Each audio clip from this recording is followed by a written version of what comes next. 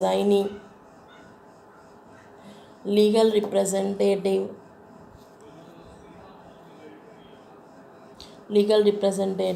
and every auditor of a company. So this also we discussed in the statutory and AGM. So the same point is here. So here even whatever the meeting is there, so the notice of that meeting compulsory we need to send within 21 clear days to the every member of a company, to the official assignee, and to the legal representative, and to every auditor of a company. So what are the contents in that? So here in that meeting we need to discuss, right, what are the contents in that meeting. So in that meeting we need to discuss the nature of transaction of the meeting. So why the meeting is conducted, so we need to mention the nature of transaction, and the purpose of meeting. So what is the purpose of the meeting, what type of transactions we are going to conduct in that meeting, we need to send in, we need to mention in the contents of that notice. And what is the quorum, right? So what is the quorum in board meetings? So whenever we are coming to the quorum, so as we know that in normal, in stratagem, in statutory meeting or in other meetings,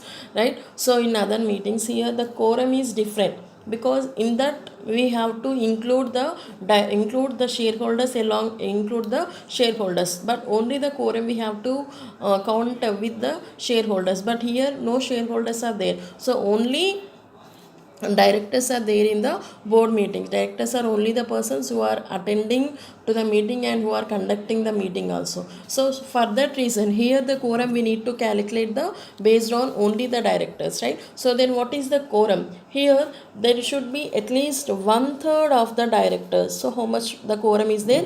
Minimum 1/3 of the directors. So total how many are there? So whatever it is, so minimum 1/3 of the directors, or minimum 1/3 of the total directors, or two directors. So or two directors is needed, whichever is maximum we can take as a quorum for the meeting. So 1/3 of the directors or two directors. So if for example if we are saying that if total directors are there in the company, so we know that minimum 2 in case of private company, maximum 5 in case of public company, minimum 3 and maximum 5 directors, we know that, right? So if we observe total directors are 9, total 9 directors are there in a company. So then what is the 1/3 of the director in that? So 1/3 is totally 3 directors. So 3 directors here, 3 directors are 1/3 and 2 directors is there. So which is maximum? 3 directors is the maximum. So we have to take for board meeting the quorum is 3 directors. So if it is less than 2, then we have to take 2. So whichever is maximum we have to consider that quorum, and we have to take that quorum as for the board meetings, right? So even the minimum quorum is not there in the specific date.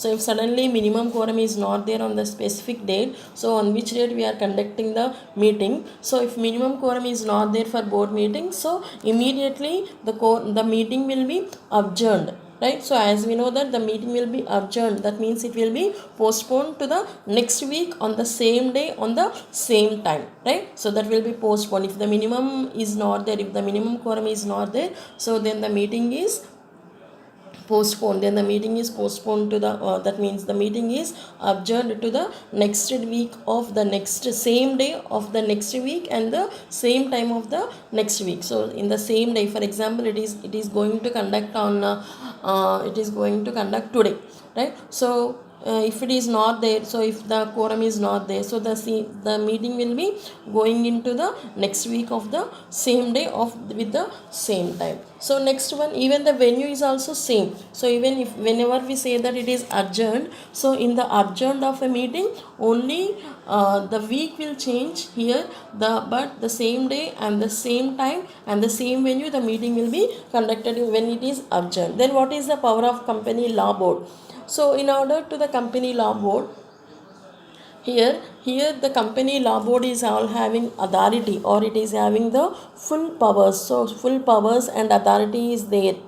So full power and authority is there for CL board to conduct the meeting. So it can conduct the meeting, it can hold the meeting, and it can conclude the meeting. So totally CL board is having a authority to conduct the meeting. So CL board is nothing but, company law board is nothing but the conduct of that is authority is in the hands of board of directors. They can conclude, they can start the meeting, they can call, or they only call the meeting, they only held the meeting, and they only concluded the meeting. So that means each and every right of every authority of the meeting is there in the hands of those persons. Okay, thank you.